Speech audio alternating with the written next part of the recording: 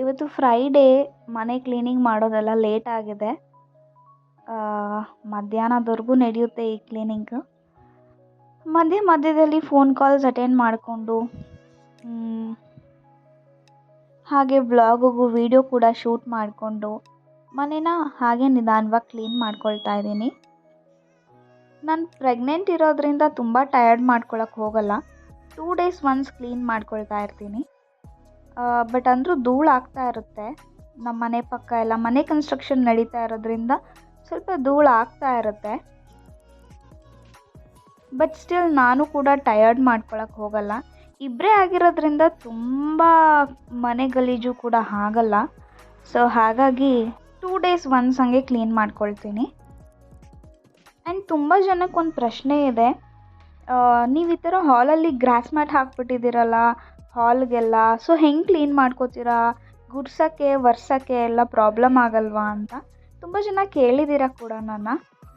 So ನಾವು ಅದನ್ನು vacuum ಕ್ಲೀನರಲ್ಲಿ ವೀಕ್ಲಿ ಒನ್ಸ್ ಕ್ಲೀನ್ ಮಾಡ್ಕೊಳ್ತೀವಿ. ಸೊ ಎವ್ರಿ ಸಂಡೇ ನನ್ನ ಹಸ್ಬೆಂಡ್ ಕ್ಲೀನ್ ಮಾಡ್ತಾರೆ ವ್ಯಾಕ್ಯೂಮ್ ಕ್ಲೀನರಲ್ಲಿ. ಸೊ ಅದೇನು ಅಷ್ಟೊಂದು ಡಸ್ಟ್ ಕೂಡ ಆಗಲ್ಲ. ಸೊ ಎವ್ರಿ ವೀಕ್ ಕ್ಲೀನ್ ಮಾಡ್ಕೊಳ್ಳೋದ್ರಿಂದ ಆ್ಯಂಡ್ ಡೋರು ಆಲ್ಮೋಸ್ಟ್ ಕ್ಲೋಸ್ ಆಗೇ ಇರುತ್ತೆ. ಸೊ ನಾನು ಒಬ್ಬಳೇ ಇರೋದ್ರಿಂದ ನಾನು ಡೋರ್ ಓಪನ್ ಮಾಡ್ಕೊಂಡು ಇಟ್ಕೊಳ್ಳಲ್ಲ. ಸೊ ನಾನು ನೆಕ್ಸ್ಟ್ ಸಂಡೇ ಕ್ಲೀನಿಂಗ್ ಮಾಡ್ಬೇಕಾದ್ರೆ ನಾನು ನಿಮಗೆ ತೋರಿಸ್ತೀನಿ ಮ್ಯಾಟ್ನ ಹೇಗೆ ಕ್ಲೀನ್ ಮಾಡ್ಕೊಳ್ತೀವಿ ಅಂತ. ಆ್ಯಂಡ್ ಈಗ ಬಟ್ಟೆ ಎಲ್ಲ ವಾಷಿಗೆ ಹಾಕ್ತಾ ಇದ್ದೀನಿ.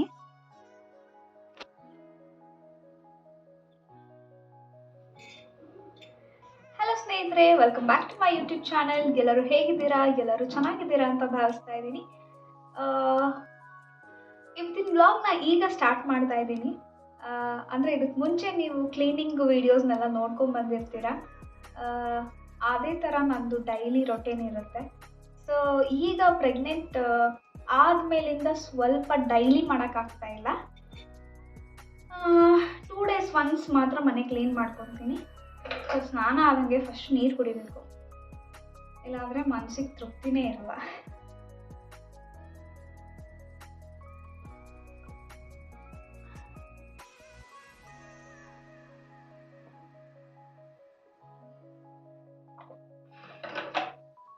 ಇವತ್ತು ಫ್ರೈಡೇ, ನನಗೆ ಇವತ್ತು ತುಂಬ ನಿದ್ದೆ ಬಂದಿತ್ತು. ಬೆಳಗ್ಗೆ ಎದ್ದೇಳೋಕ್ಕಾಗಲಿಲ್ಲ. ಸೊ ಬೆಳಗ್ಗೆ ಎಲ್ಲ ಏನೂ ಕೆಲಸ ಆಗಲಿಲ್ಲ. ಟೈಮ್ ಬಂದು ಈಗ 12:30 ಆಗಿದೆ. ನಾನೀಗ ರೈಸ್ಗೆ ಇಡಬೇಕು. ಶುಕ್ರವಾರ ಇವತ್ತು ಮಾರ್ನಿಂಗ್ ಪೂಜೆನೂ ಮಾಡಲಿಲ್ಲ. ಸೊ ಈವ್ನಿಂಗ್ ಪೂಜೆ ಮಾಡ್ಕೋತೀನಿ. ಮನೆಯೆಲ್ಲ ಕ್ಲೀನಿಂಗ್ ಆಗಿದ್ದು ಎಲ್ಲ ಲೇಟ್ ಆಯಿತು. ಆ್ಯಂಡ್ ತುಂಬ ನಾನು ಸ್ಟ್ರೆಸ್ ಮಾಡ್ಕೊಳ್ಳಲ್ಲ. ನನಗಾದರೆ ಮಾಡ್ತೀನಿ, ಇಲ್ಲಾಂದರೆ ರೆಸ್ಟ್ ಮಾಡ್ತೀನಿ. ಸೊ ಇವತ್ತು ಸಂಜೆನಾದರೂ ಪೂಜೆ ಮಾಡ್ಕೊಳ್ಳೋಣ ಅಂಥೇಳಿ ಲೇಟ್ ಆದರೂ ಪರವಾಗಿಲ್ಲ ಅಂತ ಕ್ಲೀನ್ ಮಾಡಿದೆ. ಸೊ ಬನ್ನಿ ರೈಸ್ಗೆ ಇಡೋಣ. ಹಸ್ಬೆಂಡ್ ಬರೋ ಅಷ್ಟರೊಳಗಡೆ ರೈಸ್ ಆಗಿಬಿಡ್ಬೇಕು. ಸಾಂಬಾರು ಬೆಳಗ್ಗೆನೇ ಆಗಿದೆ. ಇವತ್ತು ಏನಂತ ಸಾಂಬಾರೇನಲ್ಲ, ಮಜ್ಜಿಗೆ ಒಗ್ಗರಣೆ ಹಾಕಿ ಮಾಡೋಣ ಅಂತ ಒಗ್ಗರಣೆ ಎಲ್ಲ ಹಾಕಿಟ್ಟಿದ್ದೀನಿ. ಅದು ನೆಕ್ಸ್ಟ್ ಅವ್ರು ಬರ್ತಾ ಕರ್ಡ್ ತರ್ತಾರೆ, ಅದು ತಂದಮೇಲೆ ಸ್ವಲ್ಪ ಮಜ್ಜಿಗೆ ಮಾಡ್ಕೊಂಡು ಮಿಕ್ಸ್ ಮಾಡ್ಕೋಬೇಕಷ್ಟೆ. ತುಂಬ ಅಡುಗೆಗೂ ನಾನು ತಲೆ ಕೆಡಿಸ್ಕೊಳ್ಳಲ್ಲ. ನಾವಿಬ್ರು ತಿನ್ನೋದೇ ಇಷ್ಟಿಷ್ಟು. ಸೊ ಹಾಗಾಗಿ ಏನು ಆಗುತ್ತೋ ಅದನ್ನು ಮಾಡ್ಕೊತೀನಿ. ಸೊ ಬನ್ನಿ ಅನ್ನಕ್ಕಿಡೋಣ, ಬೇಗ ಟೈಮ್ ಆಗಿದೆ. ನನಗೆ ಏನಂದರೆ ಮಾಡಿದ್ದ ಅಡುಗೆ ಅಲ್ಲಲ್ಲೇ ಖಾಲಿ ಆಗಿಬಿಡಬೇಕು. ಸೊ ಆಲ್ 3 times ನನಗೆ ಫ್ರೆಶ್ ಆಗಿರಬೇಕು ಫುಡ್ಡು. ಸೊ ಮಧ್ಯಾಹ್ನದ್ದೇ ರಾತ್ರಿಗೂ ಇಟ್ಕೊಂಡು ತಿನ್ನೋದು ಸ್ವಲ್ಪ ಬೋರ್ ಅನಿಸುತ್ತೆ. ಸೊ ಹಾಗಾಗಿ ಎಷ್ಟು ಬೇಕು ಅಷ್ಟನ್ನೇ ಇಡ್ತೀನಿ. ತುಂಬ ಜಾಸ್ತಿನೂ ಏನು ಅಡುಗೆ ಮಾಡ್ಕೊಳಕ್ಕೆ ಹೋಗಲ್ಲ. ಸೊ ರೈಸ್ಗೆ ಇಟ್ಟು ಬಂದೆ, ನೀವು ಎಲ್ಲ ನೋಡಿರ್ತೀರ. ಇವತ್ತು ನಾನು ನನ್ನ ಹಸ್ಬೆಂಡ್ದು ಟೀ ಶರ್ಟ್ ಹಾಕಿದ್ದೀನಿ. ನಾನು ಈ ಟೈಮಲ್ಲಿ ನನಗೆ ಬಟ್ಟೆಗಳೆಲ್ಲ ತುಂಬ ಫಿಟ್ ಆಗ್ತಿದೆ. ಸೊ ಹಾಗಾಗಿ ಸುಮಾರು ಒಂದು 4-5 ಔಟ್ಫಿಟ್ ಟ್ರೈ ಮಾಡಿ ಹಾಗೇ ಇಡ್ತೀನಿ ಡೈಲಿ. ಅಂದರೆ ಇದೆ ಮ್ಯಾಟರ್ನಿಟಿ ವೇರ್ಸ್ ಇದೆ, ಬಟ್ ಅದನ್ನೇ ರಿಪೀಟ್ ಮಾಡೋಕ್ಕೆ ನನಗೆ ಬೇಜಾರಾಗ್ತಿರುತ್ತೆ. ಸೊ ಹಾಗಾಗಿ ಫಾರ್ ಅ ಚೇಂಜ್ ಇವತ್ತು ನಾನು ಅವ್ರ ಟೀ ಶರ್ಟ್ನ ಎತ್ತು ಹಾಕ್ಕೊಂಡಿದ್ದೀನಿ. ಸೊ ಅವ್ರು ಬಂದಮೇಲೆ ಅವ್ರ ರಿಯಾಕ್ಷನ್ ಹೇಗಿರುತ್ತೆ ಅಂತ ನೋಡೋಣ, ನಿಮಗೂ ತೋರಿಸ್ತೀನಿ. ಸೊ ಬೆಳಗ್ಗೆ ಬ್ರೇಕ್ಫಾಸ್ಟ್ ಮಾಡಿದ್ದು ಯಾವ ಪಾತ್ರೆನೂ ತೊಳೆದಿರಲಿಲ್ಲ. ಸೊ ಒಂದು ಕಡೆ ರೈಸ್ ಆಗೋಕ್ಕೆ ಇಟ್ಟು ಅದೇ ಟೈಮಲ್ಲಿ ನಾನು ಪಾತ್ರೆಗಳು ತೊಳ್ಕೊಂಬಿಡೋಣ ಅಂತ ತೊಳ್ಕೊತಾ ಇದ್ದೀನಿ. ಬಿಕಾಸ್ ಈ ಪಾತ್ರೆ ಜೊತೆಗೆ ಮಧ್ಯಾಹ್ನದ ಪಾತ್ರೆನೂ ಸೇರಿದ್ರೆ ತುಂಬ ಹೆಕ್ಟಿಕ್ ಅನಿಸುತ್ತೆ ನನಗೆ. ಆಮೇಲೆ ಸಿಂಕ್ ನೋಡಿದ ತಕ್ಷಣ ಗಾಬರಿ ಆಗಿಬಿಡುತ್ತೆ, ಅಯ್ಯೋ ಇಷ್ಟೊಂದು ಇದೆಯಾ ಅಂತ. ಸೊ ಹಾಗಾಗಿ ಅಲ್ಲಲ್ಲೇ ವಾಶ್ ಮಾಡ್ಕೊಂಡ್ಬಿಡ್ತೀನಿ.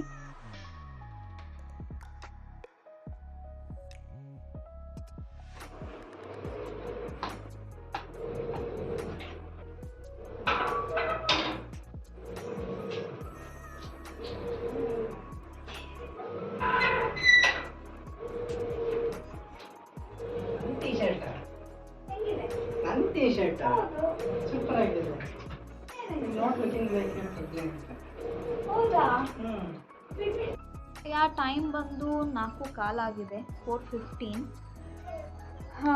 ಇನ್ನೊಂದು 20 ಮಿನಿಟ್ಸ್ಗೆ ನನ್ನ ಹಸ್ಬೆಂಡ್ ಬರ್ತಾರೆ. ಆ್ಯಂಡ್ ನಾನಿವತ್ತು ಬಟ್ಟೆನೇ ಒಣಗಾಕಿಲ್ಲ. ಎಡಿಟ್ ಮಾಡ್ತಾ 2 ಅವರ್ಸ್ ಹೋಗಿದ್ದೇ ಗೊತ್ತಾಗಿಲ್ಲ. ನಾರ್ಮಲಾಗಿ ಡೈಲಿ ವೇರ್ಸ್ ಬಟ್ಟೆಗಳನ್ನ ಒಗೆದು ಒಣಗಾಕೋಕ್ಕೆ ಈ ಲಾಂಡ್ರಿ ಸ್ಟ್ಯಾಂಡ್ ಯೂಸ್ಫುಲ್ ಆಗಿದೆ. ಬಟ್ ಬೆಡ್ಶೀಟ್ಸ್ನೆಲ್ಲ ಒಗೆದು ಒಣಗಾಕ್ತೀವಿ ಅಂತಂದರೆ ಅಷ್ಟೊಂದು ಕಂಫರ್ಟೇಬಲ್ ಆಗಿರಲ್ಲ. ಈ ಥರ ಅಡ್ಜಸ್ಟ್ಮೆಂಟ್ಸ್ ಮಾಡ್ಕೋಬೇಕಾಗತ್ತೆ. ಯಾಕಂದರೆ ತುಂಬ, ಅದರಲ್ಲೂ ನಮ್ಮದಂತೂ ಕಿಂಗ್ ಸೈಜ್ ಬೆಡ್ಶೀಟ್ಸ್ ಆಗಿರೋದ್ರಿಂದ ಈ ಥರ ಫೋಲ್ಡ್ ಮಾಡಿ ಹಾರಾಕಬೇಕಾಗುತ್ತೆ. ಇಲ್ಲಾಂದರೆ ಜಾಗನೇ ಸಾಲಲ್ಲ, ಇಲ್ಲಾಂದರೆ ನೆಲಕ್ಕೆಲ್ಲ ಬೀಳ್ತಾ ಇರುತ್ತೆ ಬೆಡ್ಶೀಟು. ನಮ್ಮಮ್ಮ ಬ್ಲೌಸ್ ಇಸ್ಕೊಂಬರಕ್ಕೆ ಹೋಗಿದ್ದಾರೆ ಬೊಟಿಕ್ ಹತ್ರ. ಸೊ ಅವ್ರಿಗೆ ಅಡ್ರೆಸ್ ಸಿಗ್ತಾ ಇಲ್ವಾ ಅಂತ ಕೇಳಬೇಕು, ಕಾಲ್ ಮಾಡೋಣ.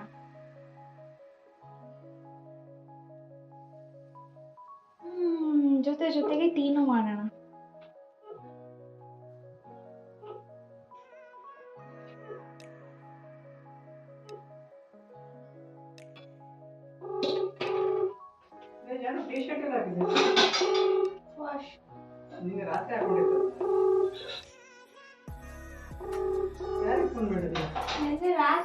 The person you're calling is not answering. Please try later. ನೀವು ಕರೆ ಮಾಡುತ್ತಿರುವ ವ್ಯಕ್ತಿಯು ನಿಮ್ಮ ಕರೆಯನ್ನು ಉತ್ತರಿಸುತ್ತಿಲ್ಲ. ನಮ್ಮ ಫೋನ್ ತೆಗಿತಾ ಇಲ್ಲ. ಯಾಕೆ? ಅಲ್ಲ ಸಿಗ್ತಾ address. You know the area Meena Bazaar. So we should be careful.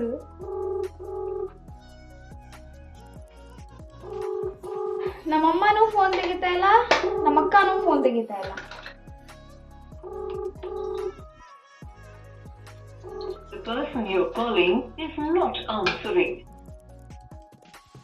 Very bad. ಹೋಗ್ಲಿ ಬನ್ನಿ, ಟೀ ಆದರೂ ಕುಡಿಯೋಣ. ಹೊಟ್ಟೆ ಹಸಿತಾ ಇದೆ. ನನ್ನ ಪತಿದೇವ ಕಾಯ್ತಾ ಇದ್ದಾರೆ ಟೀ ಕೊಡ್ತಾಳೆ ಅಂತ.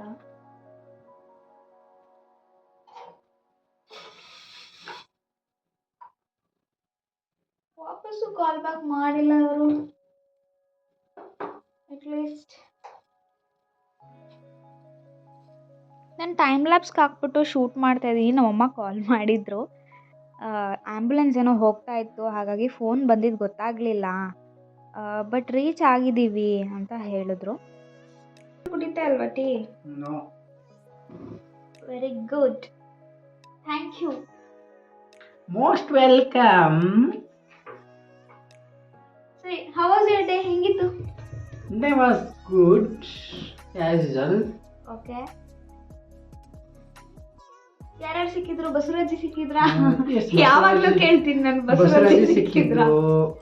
ಇವತ್ತು ಮಂಜಣ್ಣನು ಸಿಕ್ಕಿದ್ದ. ಮಂಜಣ್ಣ ಪೂರಿ ಜಗನ್ನಾಥ್ಗೆಲ್ಲ ಹೋಗಿ ಒರಿಸ ಟ್ರಿಪ್ ಎಲ್ಲ ಮಾಡ್ಕೊಂಡು 1 ವೀಕು ಇವತ್ತು ಬಂದ, ಸಿಕ್ಕಿದ್ದ. ಅವನು ವರ್ಕಲ್ಲಿ ಬಿಸಿ ಇದ್ದ. ಈವ್ನಿಂಗ್ ಸಿಗ್ತೀನಿ ಅಂತ ಹೇಳಿ ಬಾಯ್ ಹೇಳ್ಬಿಟ್ಟು ಹೋದ. ಅವನು ಬಂದಿದ್ದಾನೆ. ಅವನು ಸ್ವಲ್ಪ ರೇಗಿಸ್ದೆ, ಬೈಸ್ಕೊಂಡ. ಓಕೆ ಅಂತೇಳಿ ಹೋದ. ಏನ್ ರೇಗಿಸಿದ್ರಿ? ಅದೇ ಮಾಮೂಲಿ. ನಾವಿಬ್ರು ಬ್ಲೂ ಫ್ರೆಂಡ್ ನಿನ್ನ ಫ್ರೆಂಡೇನೇ ಬಿಟ್ಟು ಟ್ರಿಪ್ ಹೋಗಿದೆಯಲ್ಲ ಅಂತ ರೇಗಿಸ್ದೆ. ಬ್ಲೂ ಸೊ ಅಲ್ಲಿಗೆ ಬೇಬಿ ಬಾಯೇ ಆಗುತ್ತೆ.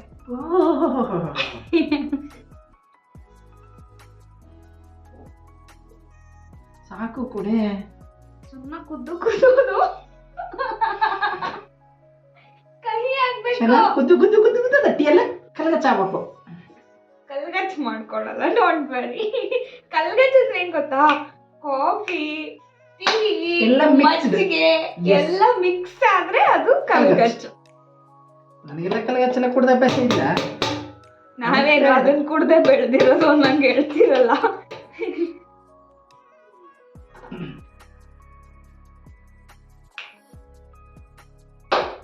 ಇದರಲ್ಲಿ ಬಾಕ್ಸಲ್ಲಿ ಕೇಕ್ ಇದೆ ತಾನೆ? ಅದು ತಿನ್ನಲ್ಲ. Thank you so much. Tea ಮಾಡ್ಕೊಟ್ಟಿದ್ದೀನಿ. ಥ್ಯಾಂಕ್ ಯು, ಅದಕ್ಕೆ ಥ್ಯಾಂಕ್ ಯು ಹೇಳ್ತಾ ಇದ್ದೀನಿ.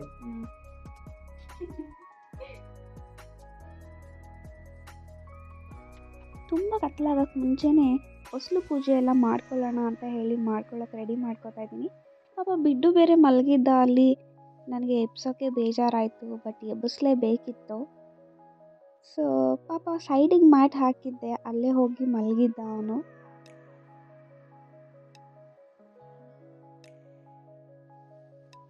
ದೀಪ ಎಲ್ಲ ಹಚ್ಚಿ ಪೂಜೆ ಮಾಡಿ ಆಯಿತು. ಹೊಸ್ಲೆಲ್ಲ ತೊಳೆದು ಪೂಜೆ ಮಾಡ್ತಾ ಇದ್ದೀನಿ ಅಂತ ಬಿಡ್ಡು ನೋಡಿ ಅರ್ಥ ಮಾಡ್ಕೊಂಡು ಎಲ್ಲಿ ಹೋಗಿ ಮಲಗಿದ್ದಾನೆ.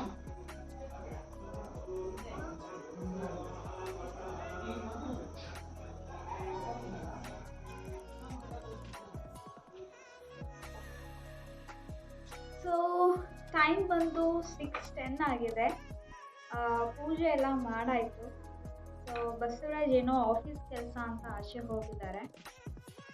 ಅಂದರೆ ಸ್ಟೂಡೆಂಟ್ಸ್ ಏನೋ passport size photos pen drive ಏನೋ ಕೊಡಬೇಕು ಸ್ಟುಡಿಯೋದವ್ರಿಗೆ ಅಂತ ಹೇಳಿ ಹೋಗಿದ್ದಾರೆ. ಸೊ ನಮ್ಮ ಅಕ್ಕ ಅಮ್ಮ ಬ್ಲೌಸ್ ಇಸ್ಕೊಂಡು ಬಂದರು. ಬ್ಲೌಸ್ ಮಾತ್ರ ಅಮೇಝಿಂಗ್ ಆಗಿದೆ. ಟ್ರಸ್ಟ್ ಮೀ, ನಾನು ಮಂಡೇ ಹೋಗ್ತೀನಿ, ಫಸ್ಟು ನಿಮಗೆ ಬ್ಲೌಸ್ ಹೇಗಿದೆ ಅಂತ ತೋರಿಸ್ತೀನಿ.